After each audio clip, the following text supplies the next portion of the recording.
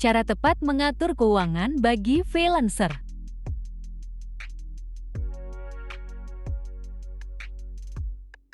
Informasi berdasarkan studi dari Intuit pada tahun 2020 mengatakan bahwa 40% warga negara Amerika Serikat bekerja sebagai pekerja lepas atau yang disebut freelancer yang disebabkan faktor resesi dan digitalisasi. Di Indonesia sendiri, tren freelancing atau bekerja lepas meningkat seiring dengan tren gig economy di Amerika. Menjadi seorang freelancer tentunya bukan hal yang baru di kalangan masyarakat Indonesia. Perkembangan pesat di bidang teknologi membawa dampak positif bagi pemberi kerja dan pencari kerja terutama freelancer. Bekerja sebagai freelancer seringkali dipilih karena dianggap dapat meningkatkan work-life balance dibandingkan bekerja sebagai karyawan di suatu perusahaan. Selain itu, freelancer lebih bisa menyesuaikan waktu kerja, ritme kerja, tempat kerja, bahkan rate mereka sendiri. Akan tetapi, menjadi freelancer tidak semata-mata hanya mendapatkan keuntungan karena memiliki kebebasan yang lebih. Salah satu permasalahan yang sering dihadapi oleh para freelancer adalah terkait pendapatan mereka.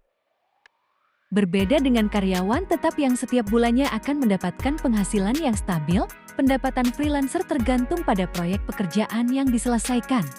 Semakin banyak pekerjaan atau proyek yang diselesaikan, semakin banyak pula pendapatan yang akan diterima. Sebaliknya, jika dalam suatu periode tertentu pekerjaan yang diselesaikan sedikit atau tidak ada sama sekali, pendapatan freelancer hanya sekedarnya, bahkan tidak ada sama sekali.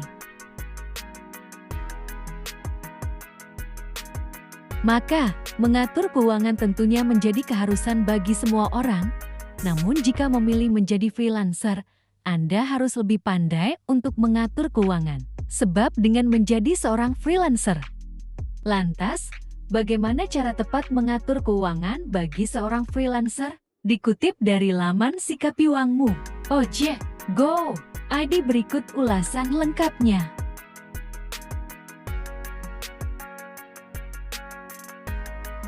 Pertama, upayakan pengeluaran tetap stabil dengan pemasukan yang bervariasi.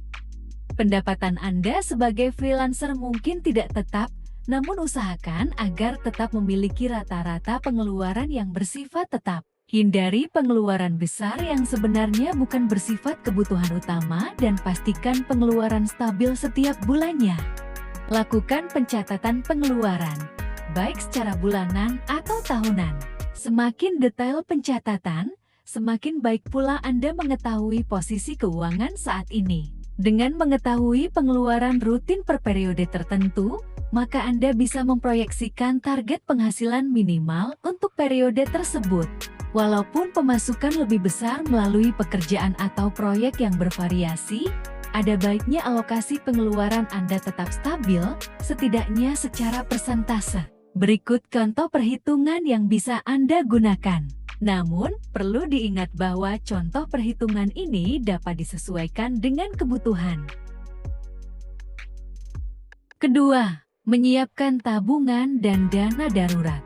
Penghasilan seorang freelancer yang tidak stabil setiap bulannya perlu disiplin yang tinggi untuk menyisihkan pendapatannya pada pos tabungan maupun dana darurat. Freelancer memiliki potensi risiko yang lebih besar untuk kehilangan pendapatan dibanding karyawan kantoran pegawai tetap. Ketiga, pastikan memiliki asuransi kesehatan.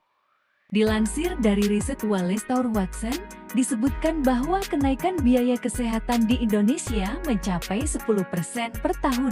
Melihat biaya kesehatan yang terus naik, maka sangat berisiko bila Anda tidak memiliki jaminan kesehatan. Oleh karena itu, ada baiknya untuk memiliki BPJS Kesehatan atau asuransi kesehatan lainnya, yang mana kedua jaminan kesehatan tersebut memiliki fungsi yang saling mengisi. Keempat, berinvestasi pada instrumen investasi yang memberi imbal hasil tetap dan tumbuh. Jika dilihat dari imbal hasilnya, investasi dibedakan menjadi dua, yaitu yang bisa memberikan pendapatan tetap berupa pembayaran imbal hasil pasti berupa bunga rutin per bulan, dan instrumen pertumbuhan yang tak memberikan bunga, tetapi memberikan capital gain ketika dijual kembali. Para freelancer sebaiknya menulis tujuan-tujuan keuangan dalam jangka pendek hingga panjang dengan rinci agar kemudian dapat ditentukan instrumen investasi mana yang paling sesuai dengan profil risiko investasi yang dimiliki. Sekian beberapa tips dari Money Freedom. Semoga bermanfaat. Sampai jumpa pada video berikutnya. Jangan lupa like, komen, dan subscribe ya sahabat. Terima kasih.